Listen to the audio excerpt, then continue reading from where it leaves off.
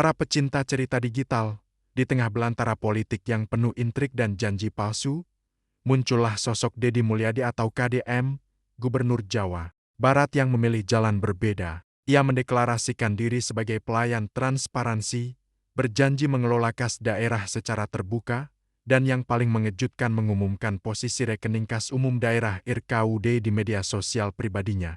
Bukan di website resmi pemerintah, bukan pula dalam laporan keuangan yang membosankan, melainkan di Instagram dan TikTok.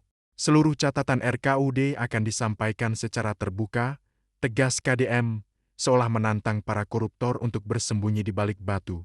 Mulai Senin, 27 Oktober tahun 2025, masyarakat Jawa Barat dipersilakan memantau langsung pemasukan dan pengeluaran kas daerah melalui akun Deddy Mulyadi 71 dan @Deddy Mulyadi Official. Sebuah langkah yang berani, bahkan cenderung nekat, di tengah budaya birokrasi yang serba tertutup. Menurut KDM, dirinya hanyalah pengelola, bukan pemilik kas daerah. Data RKUD diperlihatkan dengan detail, bahkan terlalu detail, mungkin, mulai dari pajak kendaraan bermotor yang bikin dompet menjerit, hingga belanja modal yang seharusnya menyejahterakan rakyat. Pada 27 Oktober tahun 2025 pukul 17 WIB, total penerimaan mencapai 33,3 miliar rupiah, sementara total pengeluaran sebesar Rp70 miliar. Posisi RKUD saat itu, 2,6 triliun rupiah. Sebuah angka yang sekali lagi membuat sebagian orang terperangah, sebagian lagi curiga. Keterbukaan dan transparansi pengelolaan keuangan daerah telah saya lakukan sejak menjabat sebagai Bupati Purwakarta, ungkap KDM, seolah ingin meyakinkan publik bahwa ini bukan sekadar aksi dadakan. Kebiasaan baik ini, katanya, ia terapkan kembali saat menjadi Gubernur Jabar.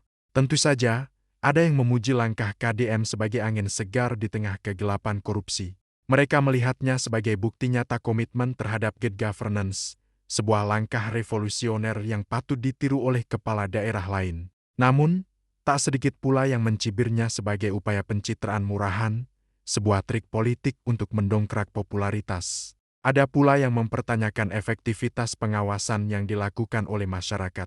Apakah dengan mengetahui angka-angka itu, kita bisa mencegah korupsi? Atau justru hanya jadi bahan perdebatan kusir di kolom komentar? Tanya seorang pengamat politik.